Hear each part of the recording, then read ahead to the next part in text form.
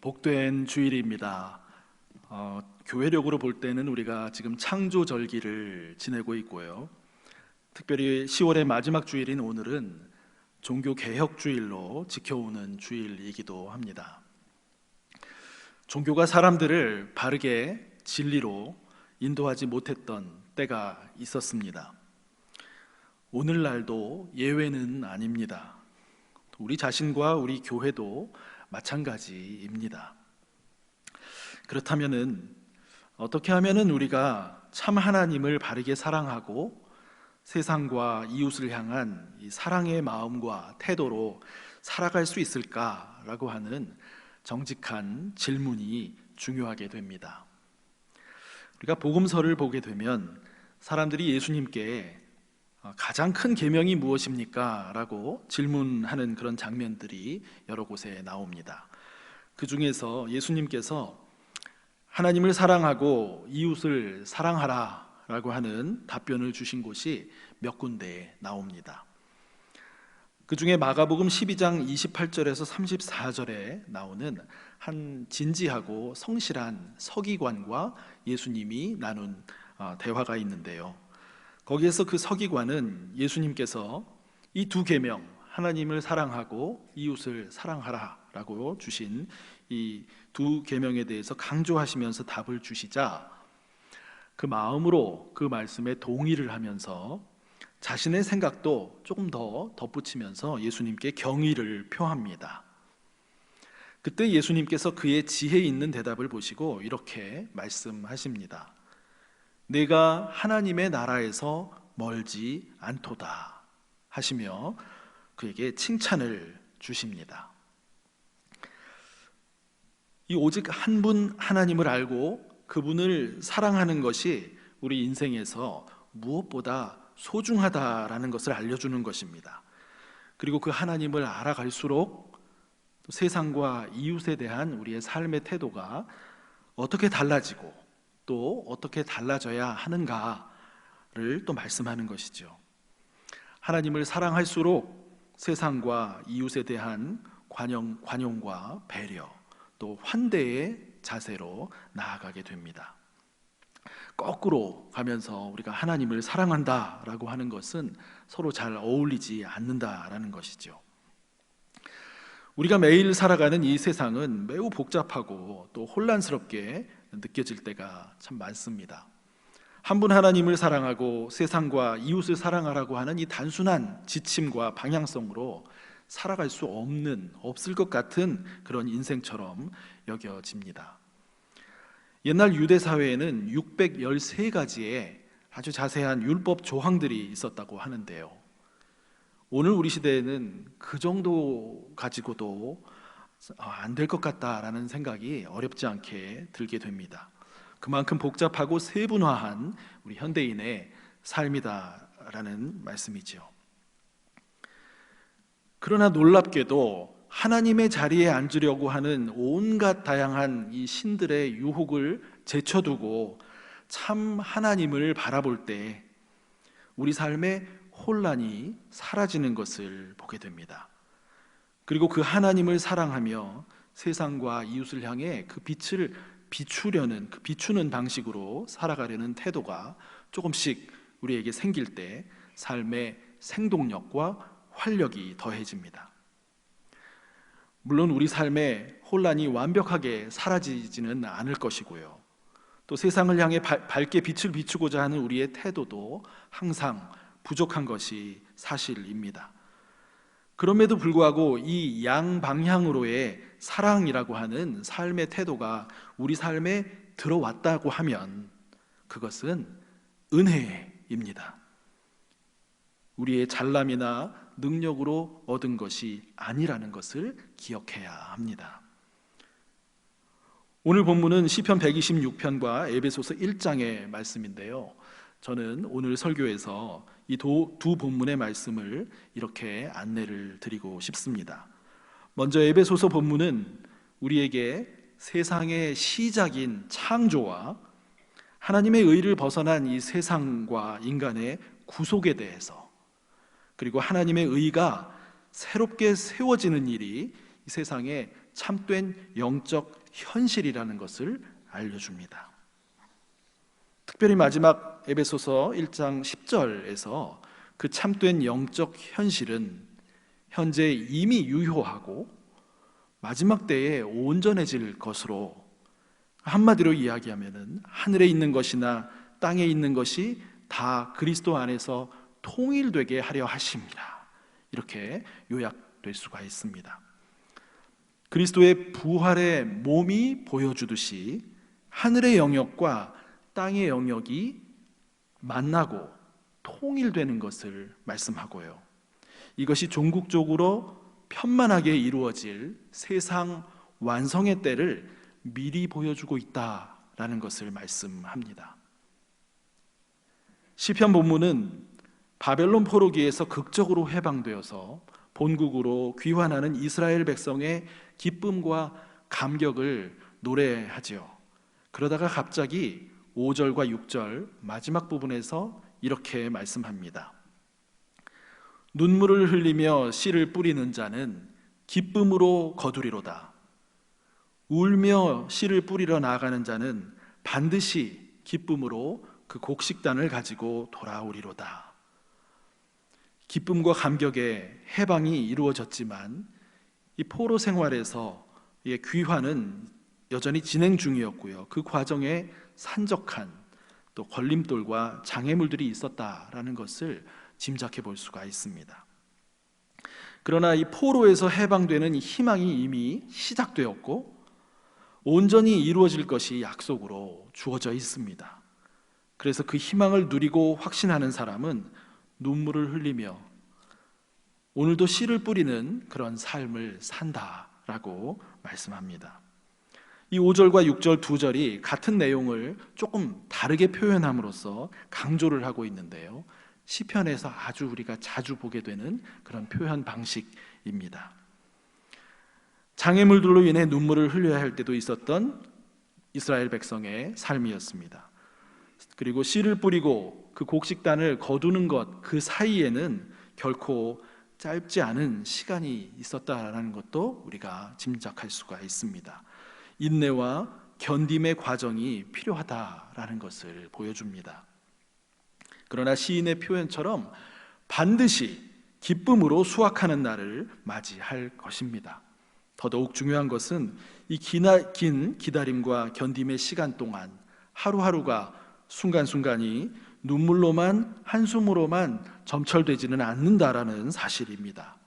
눈물은 흘리지만 우리 마음에는 시온의 대로가 열릴 수 있습니다. 평안과 자유와 희망이 날마다 새롭게 찾아올 수 있습니다. 그렇게 되면 긴 기간이지만 결코 못 견딜 이유가 없게 되는 것입니다. 역사상의 위대한 인물들 가운데는 감옥에서 그 인생의 중요한 시기를 보내며 내적으로 남다르게 다져져서 선한 영향력을 끼친 분들이 많이 계십니다. 신약 성경에 많은 서신을 썼던 사도 바울이 대표적인 인물입니다. 이 오늘 읽은 에베소서의 실제 저자 혹은 실질적 저자라고도 볼 수 있는 바울입니다. 또 오늘 종교개혁주일인데요, 종교개혁의 대표자라고 불리는 독일의 마틴 루터도 1521년부터 22년까지 1년간 베를린의 감옥에서 수감 생활을 하면서 신학적인 재정립의 기간을 가졌고요, 내적인 견고함을 가지고 다시 세상으로 나오게 됩니다. 그 이후에 1530년 아우크스부르크 신앙 고백이라는 것을 작성해서 종교개혁 정신을 공고히 하면서 당시 전 유럽 세계에 확산시키게 됩니다. 부패한 가톨릭 교회에 저항하던 개혁 교회들이 있었는데요, 그들의 신앙적인 중심을 바로잡게 하는데 이 신앙 고백이 귀한 기여를 하게 되었던 것이죠. 또 1534년에는 라틴어 성경을 독일어로 번역해서 드디어 일반인들이 성경을 직접 읽을 수 있게 되는 그런 일을 했습니다. 우리 국내의 인물로는 구한말과 일제강점기에 민족사학 오산학교를 지으셨던 설립자였던 남강 이승훈 선생을 들 수 있습니다. 1911년 백오인 사건으로 3년여를 옥고를 치르셨고요. 곧바로 이어서 또 1919년 3.1운동으로 3년을 감옥에서 보내시면서 더욱더 탁월한 이 기독교 정신과 독립애국 정신을 갖추셨던 것으로 알려져 있습니다. 이분들의 옥중에서 보낸 이 하루하루, 그것은 오늘 시편에서 묘사하고 있는 눈물을 흘리며 씨를 뿌리러 나아가는 삶과 가장 어울리는 모습이 아닌가 합니다. 그리고 마침내 큰 기쁨으로 곡식단을 거둔 그런 삶에 잘 어울리는 모형이라고 할 수 있습니다. 이 시편 126편은 오늘 우리에게도 종국적인 구원의 희망이 약속되어 있다라는 것을 다시 붙잡을 수 있도록 도와줍니다. 그리스도 안에서 하루하루 순간순간을 인내하며 최선을 다할 때는 반드시 그 삶에 빛이 깃들게 되고 종국적으로 희망의 빛이 우리를 기다리고 있다라는 것을 알려줍니다. 믿음으로 이러한 삶의 영적 현실을 붙잡고 나아가는 사람은 복된 사람입니다. 우리가 그런 자세를 조금이라도 갖게 되었다면 그것은 큰 축복이고 은혜라는 것을 기억해야 하겠습니다. 이제 에베소서 본문이 우리에게 말씀하는 바를 좀 더 자세히 같이 보기를 원하는데요. 이 짧은 편지의 서두 부분이 참으로 웅장한 내용을 담고 있음을 보면서 우선 놀랍게 느껴집니다. 시간적으로는 세상의 시작과 마지막을 담고 있고요. 공간적으로는 하늘과 땅의 것을 포함하면서 하나님의 신비 속에 있는 하나님의 영역과 세상의 문화와 가치 속에 있는 세상의 영역이 서로 만나고 조화되고 통일되는 이 하나님의 다스리심의 완성을 이야기해주고 있습니다. 9절 하반절에 때가 찬 경륜을 위하여 라고 하는 말씀이 그 하나님의 시간을 말씀합니다. 하나님의 영역과 세상의 영역이 그리스도 안에서 통일되는 것은 하나님의 다스리심이 편만하게 온 세상에 임하게 되는 것을 의미합니다. 그런데 이 본문 말씀에, 에베소서 말씀에 여러 번 반복되어 나오는 어구가 있습니다. 읽으실 때마다 느끼실 수 있을 것입니다. 어떤 것이죠? 그리스도 안에서라고 하는 어구입니다. 이 모든 웅장한 내용이 모두 그리스도 안에서 경험되고 깨달아지고 희망으로 다가온다라고 바울 사도께서 말씀하고 있는 것입니다. 그러니 이 그리스도는 얼마나 크고 놀라운 분이십니까?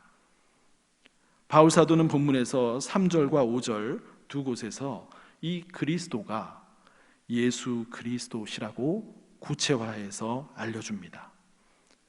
우주적 메시아로 오신 분이 곧 이 땅에서 삶을 사셨던 한 인간 예수님이셨다라는 것이죠. 그렇다면 우리는 하늘의 영역과 땅의 영역이 이미 예수님의 삶과 죽음과 부활에서 만나고 조화되고 통일되고 있었음을 깨닫게 됩니다. 그리고 그분 예수 그리스도로 말미암아 하나님께서 우리를 당신의 아들들로 삼으셨는데 그렇게 하기를 기뻐하셨다라고 말씀하고 있습니다. 여기에서 우리라고 하는 것은 에베소에 있는 성도들을 우선 말하겠죠. 그러나 또한 오늘 이 말씀을 듣고 있는 우리들을 말하는 것이기도 합니다. 우리가 그리스도를 통해 하나님의 아들과 딸이 되었다라는 말씀입니다. 하나님께서 그리스도를 통해 우리를 자녀로 삼아주시는 이유에 대해서 6절 말씀이 말씀하고 있습니다. 이는 그가 사랑하시는 자 안에서 우리에게 거저 주시는 바 그의 은혜의 영광을 찬송하게 하려는 것이다. 이 은혜의 영광이라고 하는 것은 그의 피, 곧 예수께서 흘리신 피로 말미암아 우리의 죄 사함을 받은 일의 복됨에 대해 말씀하는 것입니다.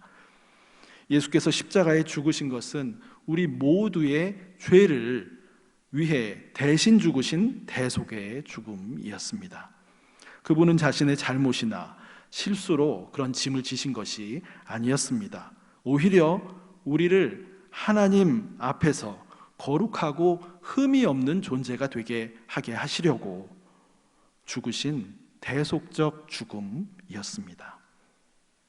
그래서 우리는 예수 그리스도로 말미암아 하나님 앞에 흠 없는 자녀로 서게 되고 하나님과 화해의 관계가 된 것입니다. 그리스도 안에서 그리스도를 통해 우리는 새로워졌습니다. 이것이 은혜이고 이 은혜의 영광스러움을 우리는 찬양하게 되는 것입니다.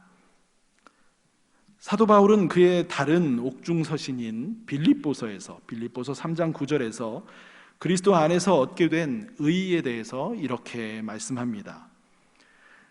내가 모든 것을 해로 여김은 그리스도를 얻고 그 그리스도 안에서 발견되려 함이니 내가 가진 의는 율법에서 난 것이 아니요 오직 그리스도를 믿음으로 말미암은 것이니 곧 믿음으로 하나님께로부터 난 의라, 이렇게 말씀하고 있습니다.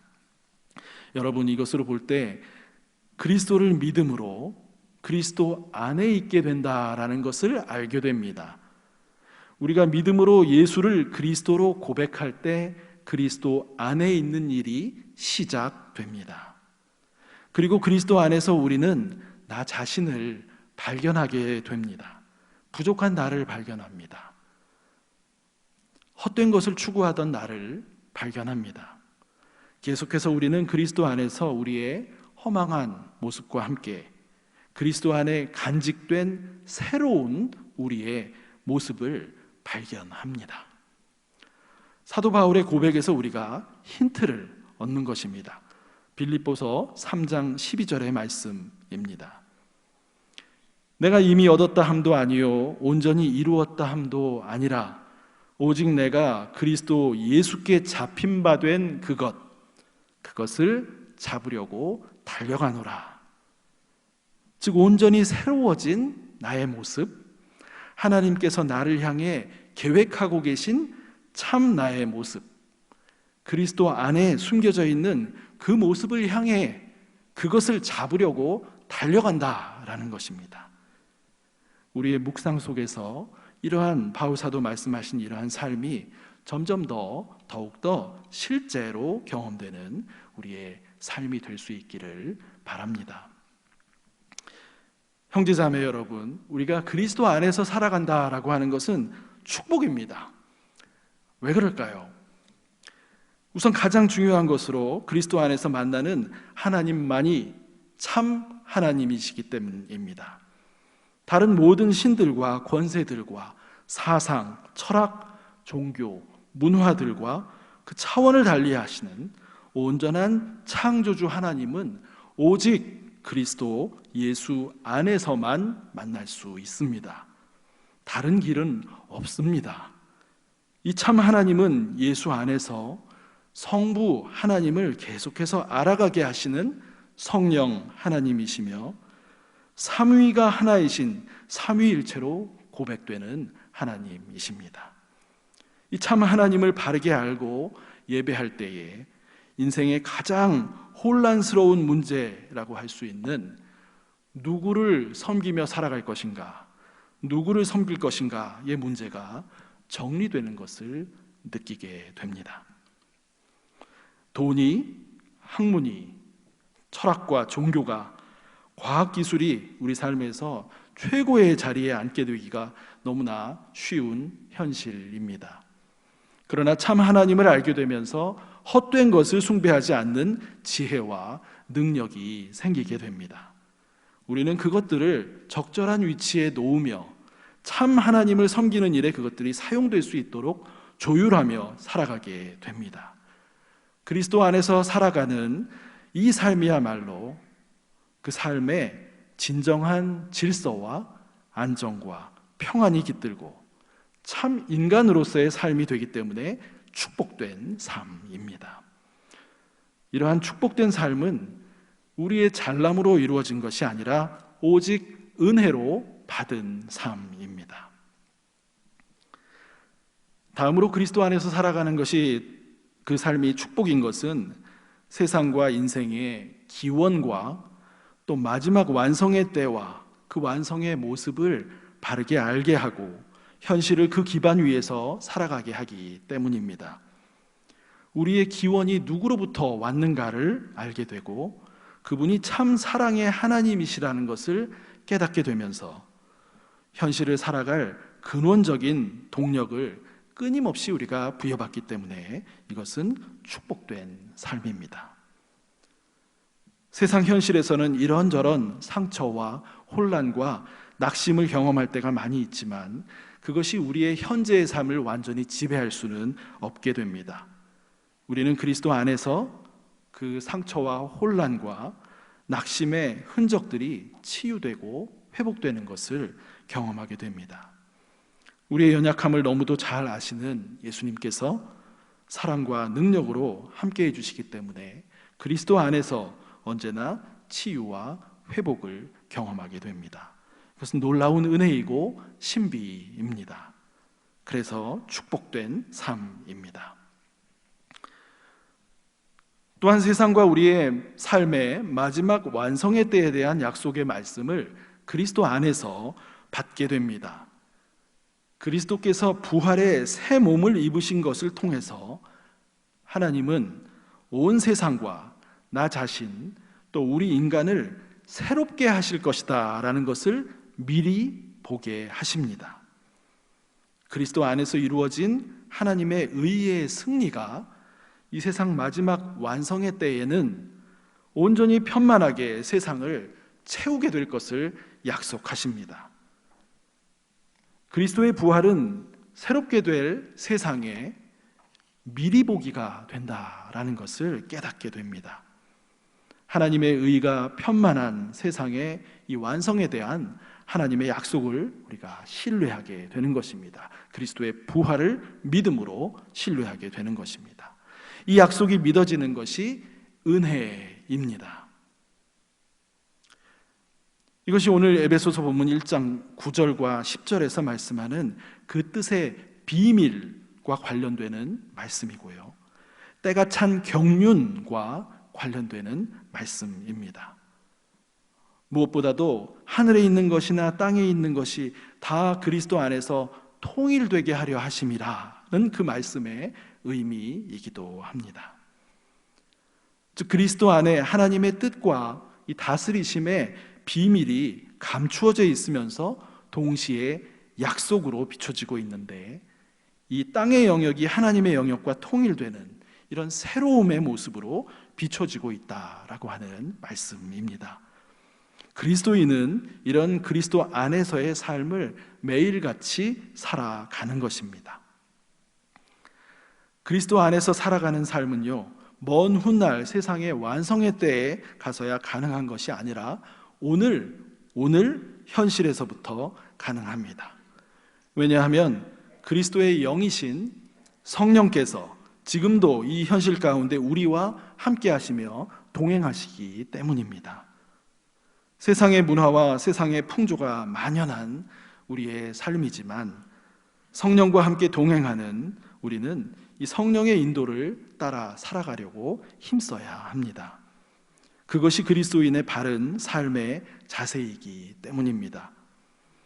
그러므로 세상 가운데 살아가지만, 세상 풍조가 만연하지만 그것과 다르게 살아가는 삶, 세속에 물들지 않고 오히려 세속에 신선한 영향력을 주는 그런 삶을 꿈꾸며 우리 믿음의 사람들이 함께 지혜를 모으고 힘을 합해서 살아가는 일이 그리스도인들에게 요구되고 있습니다. 우리 개개인과 교회의 모습은 오늘 시편 126편 5절과 6절의 말씀과 같이 희망의 약속을 붙잡고 살지만 그러면서도 눈물과 한숨과 낙심이 우리 가까이에 있는 그런 삶을 살기도 합니다. 그러나 거기에 삼킴을 당해서는 안 되겠습니다. 언제나 성령의 도우심을 구하며 인내하면서 날마다 이 그리스도 안에 거하는 삶을 굳게 붙잡아야 하겠습니다. 16세기에 일어났던 위대한 이 역사적 사건인 종교개혁의 정신을 따라 우리는 이러한 삶이 오직 은혜라는 것을 고백하며 나아가게 됩니다.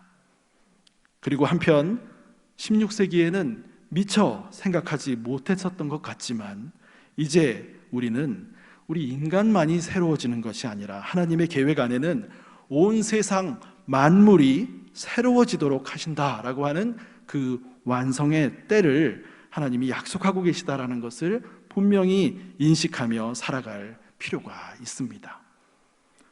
특별히 이웃에 대한 사랑과 환대로 우리의 마음의 태도를 가져가는 그런 일에 그 이웃의 자연 만물을 포함시키며 살아가는 우리 신앙의 지혜가 현대를 사는 우리들에게 요구되고 있습니다.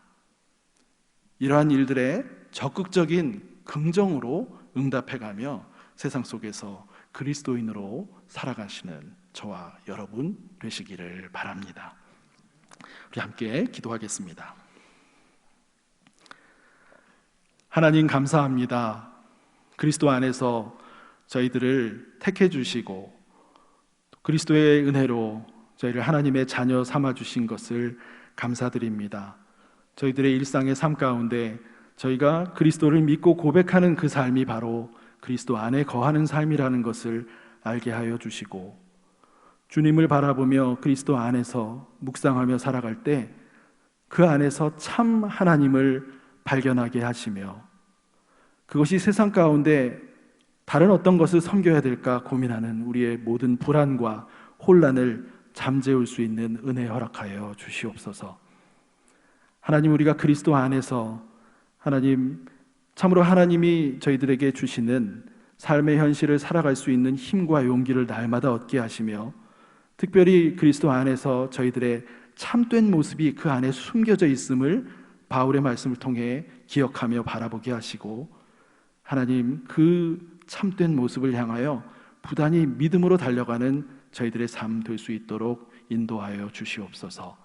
그리스도 안에 우리와 온 세상을 향한 하나님의 희망의 약속이 비춰지고 있고 약속되고 있음을 바라보게 하셔서 그 약속 붙들고 오늘 우리의 하루하루의 현실을 힘있게 믿음으로 살아내는 믿음의 그리스도인들 다 될 수 있도록 저희를 인도하여 주시옵소서.